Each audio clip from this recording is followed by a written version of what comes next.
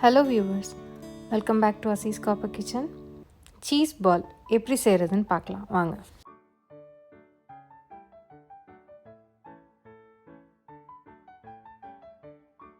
அரை கிலோ உருளைக்கிழங்கு எடுத்திருக்கேன். நல்லா வாஷ் பண்ணி பாயில் பண்ணி மேஷ் பண்ணி எடுத்துக்கலாம். கட்டி எதுவும் இல்லாமல் மேஷ் பண்ணி வச்சுக்கலாம்.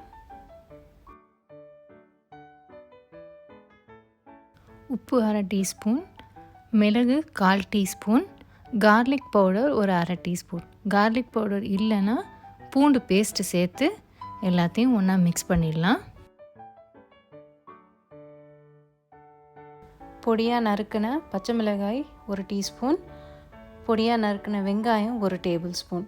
இதை நல்லா மிக்ஸ் பண்ணிவிட்டு இதோட bread crumbs 2 tablespoon add பண்ணி மிக்ஸ் பண்ணிக்கலாம்.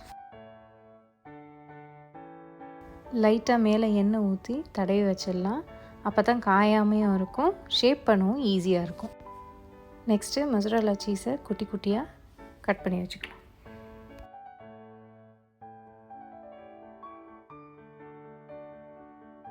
இதையே இன்னும் ஹெல்த்தியாக கொடுக்கணும்னு நினச்சிங்கன்னா காய்கறியை பொடிசாக அரிஞ்சு இதில் சேர்த்துக்கலாம்.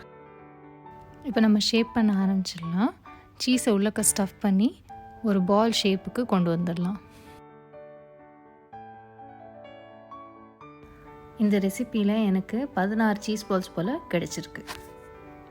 ஃப்ரை பண்ணுறதுக்கு முன்னாடி 20 மினிட்ஸ் ரெஃப்ரிஜரேட் பண்ணிடலாம். சீஸ் பால்ஸை பிரெட் க்ரம்ஸில் கோட் பண்ணுறதுக்கு மிக்சர் ரெடி பண்ணிக்கலாம். 3 டேபிள் ஸ்பூன் மைதா எடுத்திருக்கேன். 1/4 டீஸ்பூன் சால்ட் ஆட் பண்ணி கொஞ்சமாக தண்ணி ஆட் பண்ணி ஒரு தின் கன்சிஸ்டன்சிக்கு கரைச்சிக்கலாம். அடுத்து 1 கப் பிரெட் க்ரம்ஸ் எடுத்திருக்கேன். அதில் அரை டீஸ்பூன் உப்பு, அரை டீஸ்பூன் மிளகாய்த்தூள். காரம் கூட வேணுங்கிறவங்க கூட சேர்த்துக்கலாம். ஒவ்வொரு சீஸ் பால்ஸாக எடுத்து மைதா மிக்சரில் டிப் பண்ணி பிரெட் க்ரம்ஸால் கோட் பண்ணிடலாம்.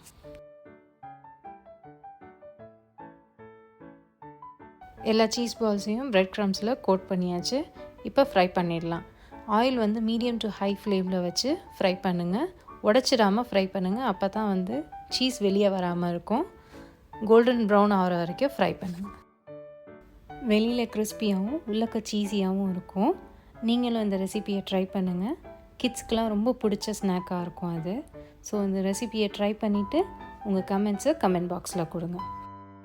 இதே மாதிரி இன்ட்ரெஸ்டிங்கான ரெசிபீஸ்க்கு அசீஸ் காப்பர் கிச்சனை சப்ஸ்கிரைப் பண்ணுங்கள், லைக் பண்ணுங்கள், ஷேர் பண்ணுங்கள். தேங்க்யூ ஃபார் வாட்சிங்.